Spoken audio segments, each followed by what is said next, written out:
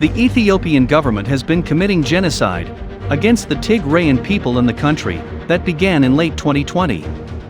Greetings world. We are the Aegis Alliance.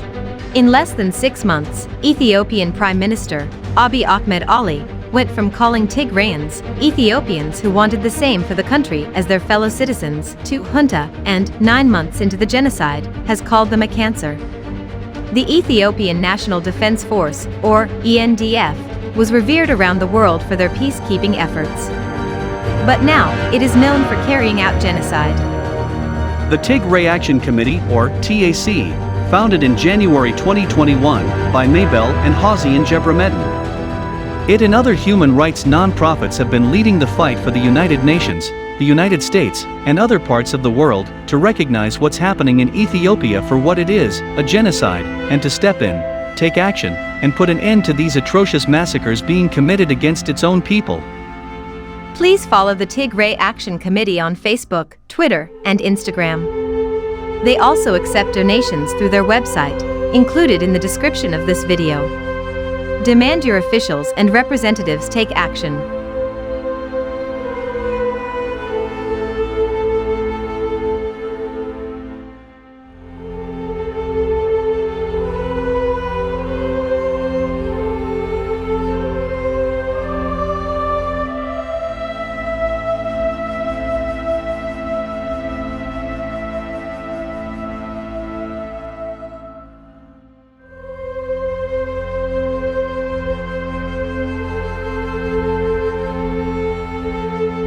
Considering the hunger in Tigray, is it time for a ceasefire in Tigray? There is no hunger in Tigray, there is a problem in Tigray, and the government is capable of fixing that. Good morning, Vlad. Every time we talk about Tigray, the situation seems to have worsened. And to think really that just over a year ago, this was a completely peaceful area. And as you say, the most pressing concern right now is hunger. As of today, 5.2 million Tigrayans, that's about 85% of the region's population, they need aid to survive, and it's just not reaching them. Food and emergency assistance from the UN and international organizations is, as you say, being obstructed, partly by federal government red tape, but also by Ethiopian and Eritrean soldiers. And the region really is on the brink of famine. Hundreds of thousands are in danger of dying. And it's so bad, in fact, that last week the United Nations warned of a repeat of Ethiopia's devastating 1984 famine, which I'm sure everybody remembers from that period. They've seen terrible images of that. Local residents are saying that their livestock and their crops have been taken by armed men, and that they're actually trapped in the area, so they just can't leave to find that humanitarian aid, which just isn't getting through to the places where it's most needed. There are roadblocks that are manned by soldiers. They often demand exorbitant bribes to allow people who are on foot through, or otherwise they just turn the vehicles around. The council still has not yet held a single public meeting or taken necessary action to address the human rights and humanitarian crisis that we're witnessing. What are we afraid of? What are we trying to hide? The Security Council's failure is unacceptable.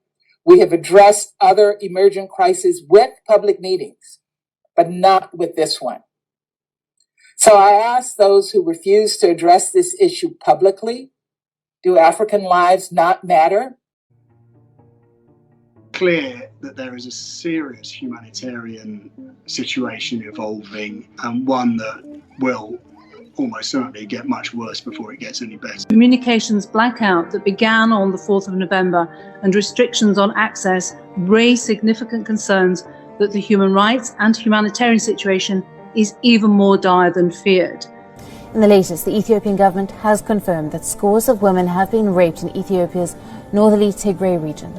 Since the beginning of the conflict in the Tigray region, we've documented a whole magnitude of very serious abuses, including extrajudicial executions by Ethiopian government forces and their allies. Unrest and violence in the Tigray region in Ethiopia has left more than 1.7 million people, including children, homeless without any support, not even food. But having spent months hiding in a cave to escape violence in Ethiopia's Tigray region, He weighs less than 15 kilograms, or under 2.5 stone. Famine is imminent in Ethiopia's embattled north, and hundreds of thousands of people are likely to die. That's how the United Nations is describing the situation here in Tigray. For many of the patients at the referral hospital in the regional capital Mekelle, this is the end of a long and difficult journey. There is no hunger in Tigray, there is a problem in Tigray, and the government is capable of fixing that. It is more difficult to reach desperate people in Tigray now than it was just a week ago. Such acts, if verified, are not an indication of a humanitarian ceasefire, but of a siege.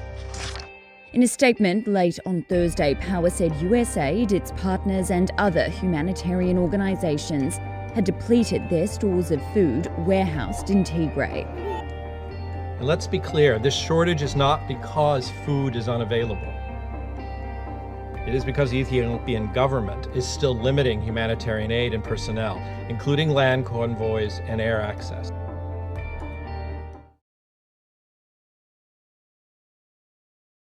Have you ever thought about what makes a genocide? Well, the United Nations defines genocide as intentionally destroying a specific race, ethnicity, or religious group through causing serious bodily or mental harm to members of said group or imposing measures intended to prevent births within that group. In Tigray, Ethiopia, soldiers working for the Ethiopian and Eritrean government are committing horrendous sexual violence on local women, including inserting hot rods inside their uteruses so they can no longer carry children. Soldiers have intentionally raped women without condoms to impregnate and cleanse their bloodline. Gang rape by these soldiers for weeks on end is extremely prevalent, and sexual slavery is taking place in 2021. They're even forcing family members to rape each other. Rape as a weapon of war is the exact definition of genocide. The United Nations has not been doing its job.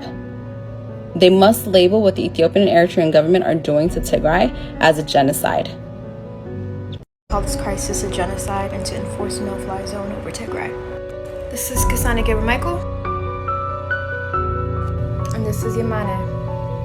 Both victims of a white phosphorus attack under two separate occasions ordered by the Eritrean or Ethiopian government. In this press release on May 23rd, Ethiopian government rejected that the toxic substance was being used in Tigray. The press release was in response to this expert evaluation that confirmed that the burns coincide with those burns of a white phosphorus victim. But I can put it out by just smothering it, which makes it Can seem you not imagine that bad. this happening on your skin? However, because it's so reactive with air, this is what happens when I take away the dish.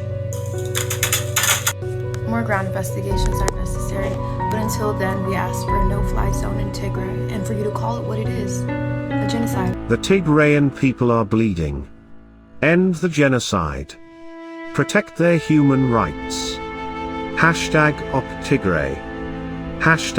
#Paul. It's a genocide. Aegis, in the Aegis Alliance, stands for the Activists, Alliance for the Exposure of Government Intelligence and Secrets. We do not claim to be a leader of the Legion. The Aegis Alliance has anonymous allies.